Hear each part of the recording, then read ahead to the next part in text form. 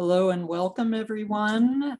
We see you're streaming in, so we will wait until everybody gets into the webinar, and then we'll officially begin.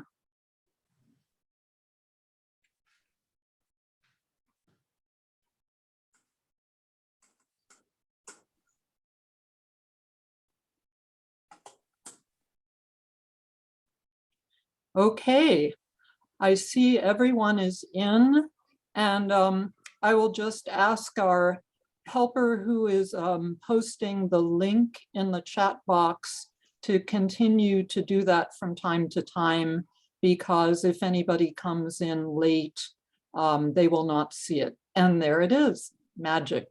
All right. Good afternoon, everyone, and welcome. I'm honored to moderate this forum designed to more directly connect our nominees and candidates with our NAEA membership. That's you. We refer to those slated by the nominating committee as nominees, and those who are running from the floor as candidates. Campaign statements are available on the NAEA website, and for your convenience, we will continue to drop links in the chat box. I see one there now, so you can save that for later. We appreciate all who submitted questions in advance, which we've edited for clarity and length. We will not be able to present questions proposed during today's presentation. We are going to record today's presentation, and we will post it on our YouTube channel, and we'll do the same thing excuse me, on Friday for the officers. We will open voting between December 1st and 15th, and balloting will be via email. So first and foremost, on behalf of the nominating committee, I want to thank all of the NAEA members who presented themselves for consideration. We truly appreciate the care you brought to what is a very involved process, and we especially appreciate your willingness to serve. And here's the format for today's event. I will ask each person 2 questions, and each of you will have up to 2 minutes to respond to each question. And I have someone in the background keeping a timer, so if you go too long, we'll get the hook. The questions will rotate with none repeated, and we chose the order in the questions with a randomizer tool. After the questions, each nominee candidate will present a brief closing statement, and the order of those closing statements was also determined randomly. And I think with that, I will start the questions. And I guess before I do, I'll ask all of our panelists here, do you have any questions? Great. And I would just ask if everyone can mute themselves when they're not speaking, just to cut down on background noise. That's great. So the first set of questions goes to nominee Corinne Jervis. So Corinne, you may unmute. The first question is, what qualities do you bring to the NAEA board that are needed? I think I bring definitely the diversity and the ability to lead. I know that for me, I'm coming from a background, female, Black, very different background from many of the other candidates that are here today. And with my experience that I've had being part of NYSNCA, being president of the Brooklyn Queens chapter, I think that experience that I have, I will be able to definitely be very influential in being a really good and productive director of NAEA. Well, thank you very much. And question number 2, What do you think draws members to NAEA and keeps them involved? The organization NAEA, to me, it's very prestigious. When you become an EA, the next thing you want to do is become a member of NAEA. I think that's the natural process, right? And what I think we have is we have really good people in this organization. We are doing really good things to promote the EA designation. And I feel people want to be associated with us. We just have to be able to find a way in which to engage them, keep them as members. And I think we can do that if we look at the changing, temperature that we have now with COVID. Things are different. And I think we need to start looking at things a little bit differently to see if we're meeting our members' needs in the same way with the new temperature that we have. Should we be maybe changing a little bit our strategy? Or should we be doing something else different? But I think that overall, and I think that survey we did was really, really timely, because with COVID, we need to really understand how we can meet our members' needs, and can we do that efficiently with the current system that we do have. Thank you very much, Corrine. And next we have nominee Catherine Bostock-Hootie. So Catherine, you may unmute. There you are. Thank you, Phyllis. You're welcome. For you, how can NAEA remain relevant given the competitive association landscape? That's a really good question. I have really two thoughts on keeping NAEA relevant, and that is providing education, more advanced tax education, and doing educational opportunities to try to keep our members engaged. The survey that Corrine referred to, the majority of our members are tax practitioners that do some representation. We do have members that's all they do is representation. So I think our educational offerings need to encompass what our members actually do in real life, and try to do that. The other thing I think to keep us relevant is I think we need to do a better job. And advertising isn't the right word, but we have a great government relations advocacy team. And over the past several years, that team has, you yourself have testified on Capitol Hill on behalf of NAEA. And I don't think we've done enough to promote that side, because that has huge value to our members. Thank you very much. And your second question, given the impact of COVID on our practices, Congress, and the IRS, what should be the direction of NAEA's advocacy efforts? So, well, due to COVID, obviously the IRS agents are working from home, and we're having much harder time with my practice and several other people, we're having harder times getting a hold of the IRS. So I think that NAEA really needs to work with the IRS on better communications and how we can communicate with them to resolve taxpayer issues. I think that's really one of the biggest issues in front of us right now. Thank you very much. And next up, we have candidate Michael Lawrence. There we are. And Michael, as a board member, what would you do to promote a culture of collaboration, cooperation, and transparency? Excellent question. Transparency is probably the most important of those issues. The members need to know what's going on. And Right now, it just seems like the board is not communicating with the members. We need to collaborate amongst ourselves, but we need to collaborate with and coordinate everything with our members.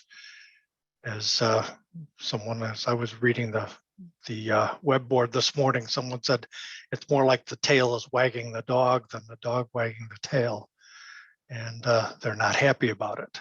We need to bring the members back in and become more transparent, and that revolves around communications. Thank you. And for your second question, what is NAEA's role in building and encouraging community among our members?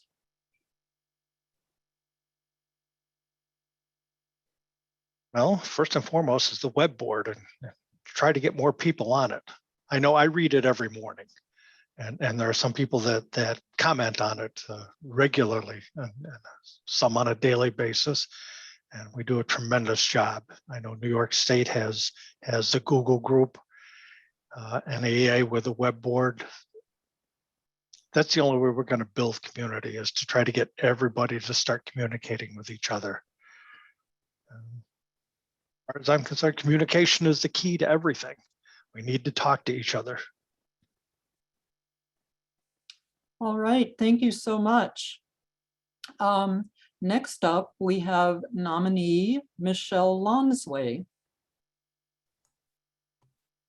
Okay, so Michelle, please share your ideas to bring new EAs into the organization.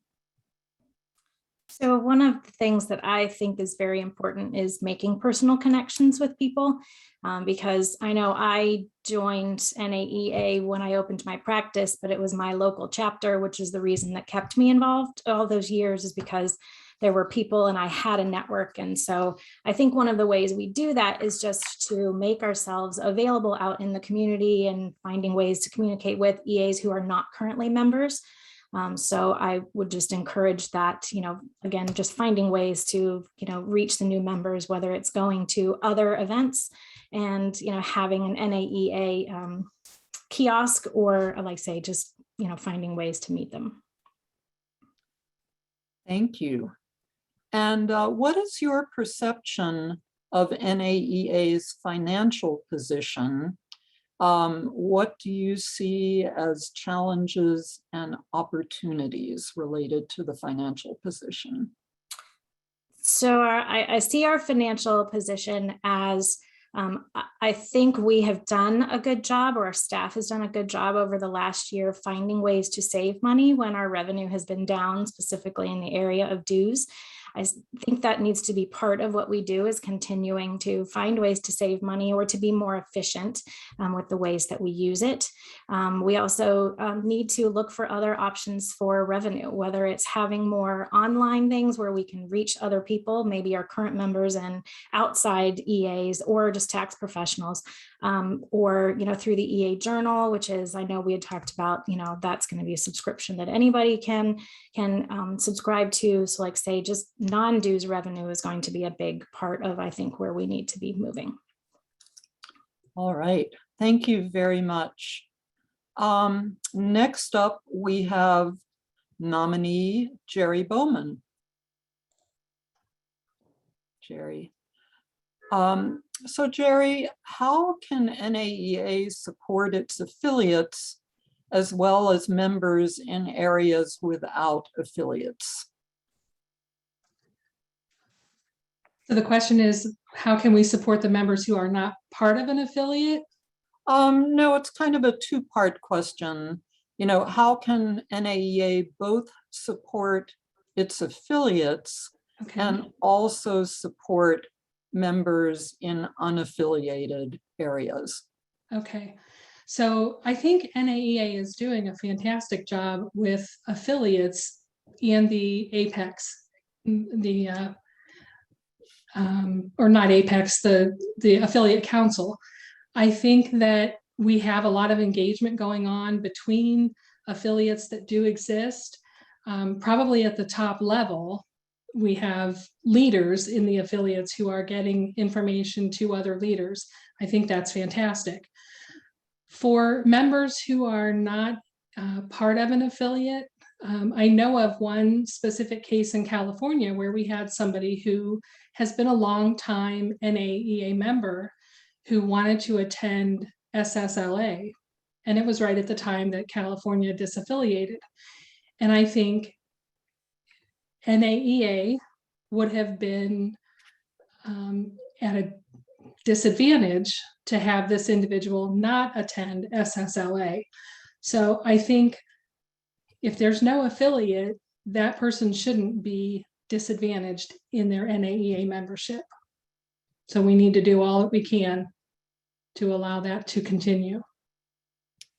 Thank you. And then in what ways have you demonstrated a commitment to diversity and inclusion in your work or association? And how will your diversity and inclusion experience inform your contributions as an NAEA board member? Well, I welcome working with on a client basis. I welcome everybody into my office. Diversity, I don't think, is just race. I think it can also, it can encompass other things. And I can say that I work pretty closely with people of all sorts. I think we're better as a whole if we have everybody bringing their opinion and we all take that opinion into consideration. Thank you. Thank you. Thank you. Next up, nominee Ed Ryan. Ed, would you describe a situation where you're thinking outside the box, I'll say with air quotes, solved a problem? Thank you, Phyllis. As far as thinking outside the box and solving problems, I do that every day in my practice because we have a very, diverse practice from, all different types. So that occurs every day. But, specific cases, I've had clients, give my staff a hard time, and I'll call them up and tell my clients the only one they're allowed to give a hard time is me, not my staff. And so that if they're, if they continue to do that, they won't be clients anymore. So that's in handling, issues with clients that are different. And then, as far as outside the box, as chairperson of the finance committee, this year we've taken a different look at the way the finance committee's been done. We just didn't do it the way we did it as always in the past. And we've now taken the approach where we're going to be looking forward on the financial statements, just not behind. And I like to think that's outside the box for this organization. And it's not something we had done previously. And it's working out really well. And I think it's going to bring the NAEA into the future much quicker. We're going to do a better job. Someone had mentioned earlier about, the ways to, try and either cut expenses or find other sources. Well, the first thing is if we're always looking forward to where the organization's financial picture is, it gets much easier to do that. And so directly this year, that has happened, and the committee's working really well together, and it's going really well in that direction. Thank you. And please share your ideas to retain current members and re-engage lapsed members. Well, the best way to retain members is to provide services for all members, okay, from novice to experienced. And we've done a good job with education, but we can do a better job. I've often heard either at my local chapter or other chapters how we only want to have advanced education. And I strongly think we should have education for all levels. And I think that's what will get people in. And the lapsed members, perhaps maybe that's why they're leaving, because they're not finding what they're looking for. And I just think the number one thing is we need to have education at every level of experience. Just because Ed's got 30 years of experience doesn't mean we should have only education for Ed's level. I had to learn at one time, and I think that's where we can really do a better job going forward.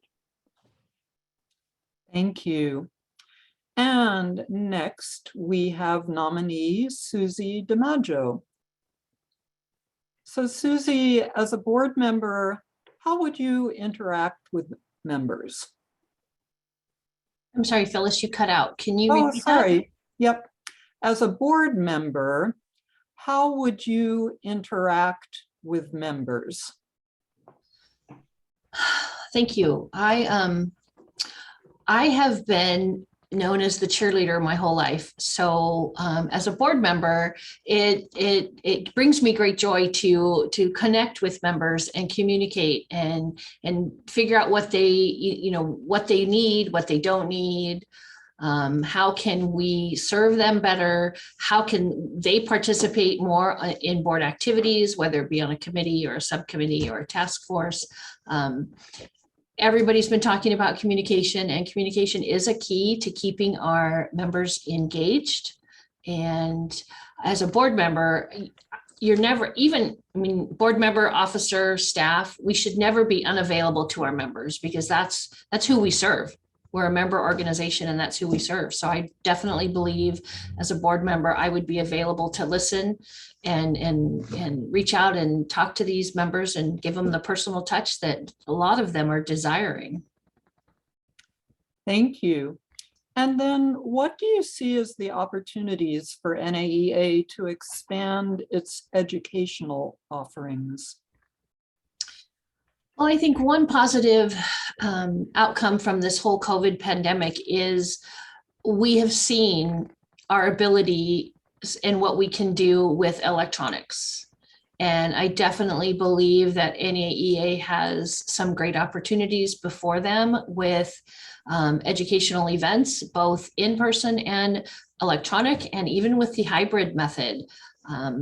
Both organizations, I think, that I belong to have learned so much during this pandemic in regards to what kind of education and how to present it. So I definitely think that NAEA can become one of the main educator providers with knowing what the members need and what is relevant with all the changes that Congress has made. I definitely believe our advocacy group is tied into that and will give us great insight on the type of education we need to be providing for our members.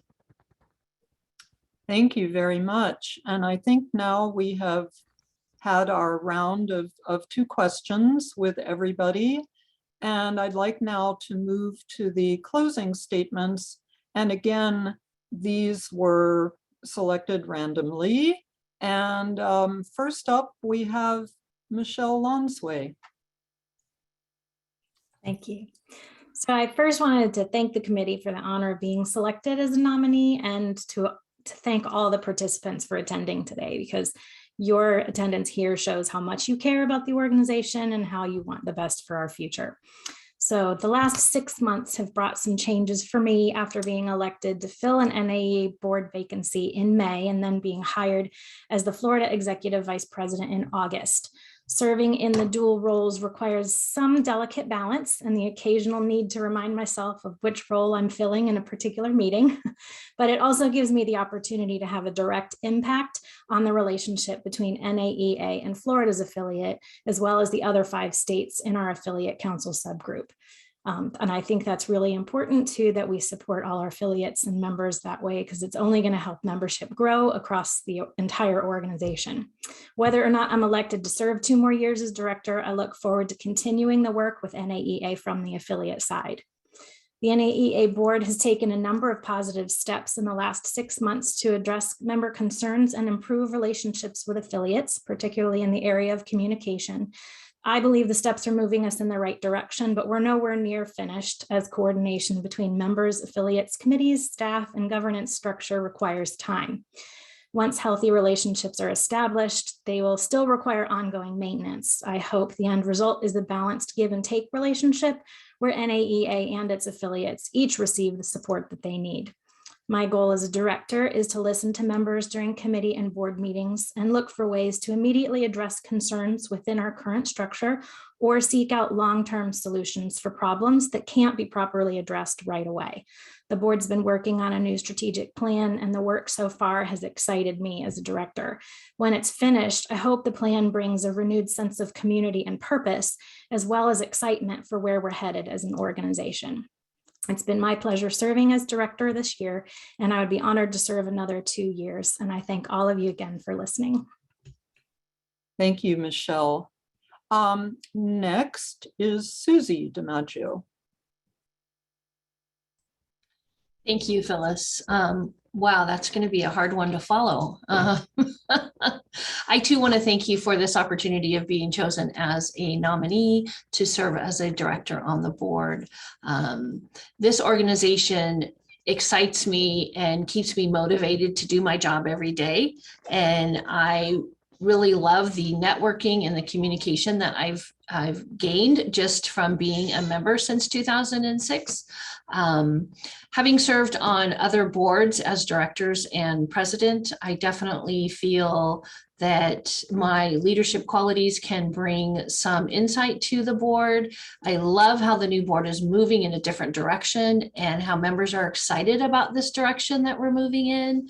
I feel like the staff and the new EVP have been wonderful in starting the communication out to the members, and with the other affiliates working together.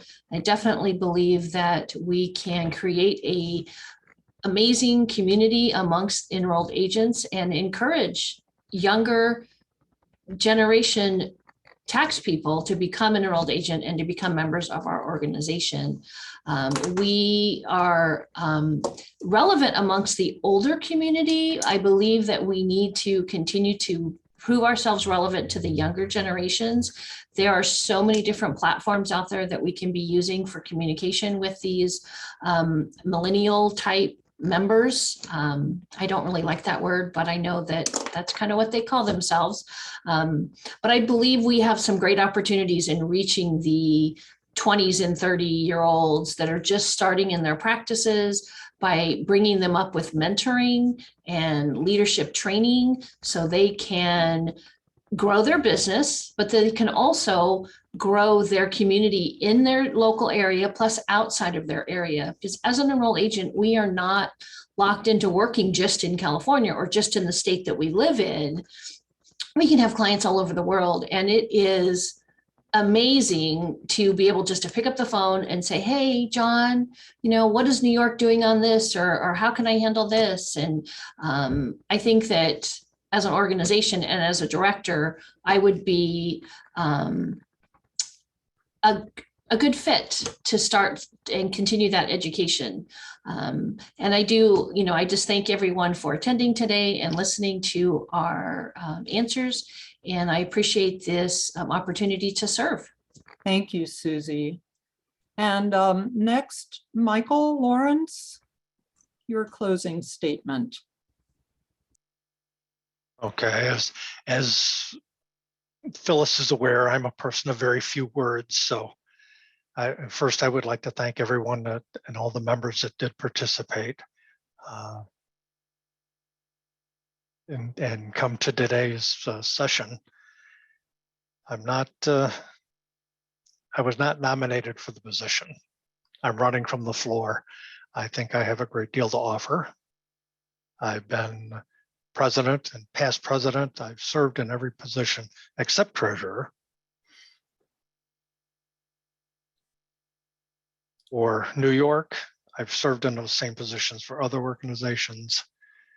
But communication is, and for all of them, communication has always been the key. And as I say, I'm a man of few words. I don't just want to thank everyone for coming and to continue to support NAEA. I've seen a couple of posts recently on the web board where people are backing off from NAEA, and I want to encourage them to stay as members. Our ability to advocate for our credential depends on how many members we have, as well as what CE we can provide. So Advocacy is what we do. It's just advocating for our credential is what we do. And I think I can do that on the board, as I've been doing since I became an enrolled agent. And I want to thank you. Thank you, Michael. Next, Jerry Bowman. Thank you, Phyllis, for moderating today. And I would like to also thank the nominating committee. I'm very honored to be part of this panel. We're coming up on a very exciting time for NAEA as we look to celebrating our 50 years in existence next year. 50 years is a very long history of advocating on behalf of members, providing continuing education to members, but most importantly, for facilitating the member-to-member engagement and networking. I became an associate of NAEA in 2006 when I attended level 1 of NTPI. And then I became a full member in 2012 when I became an EA. So I've been around NAEA for almost 1/3 of those 50 years. I genuinely care about the future of NAEA and have served on many committees at the national level. I'd be honored to be selected by the members to serve on the board for our organization. If you want someone who will bring a positive attitude, a willingness to do the work, and fresh ideas that will help bring NAEA into the next 50 years, then I respectfully ask for your vote. I plan to be around for at least 1/3 of the next 50 years. Thank you. Thank you, Jerry. Corinne.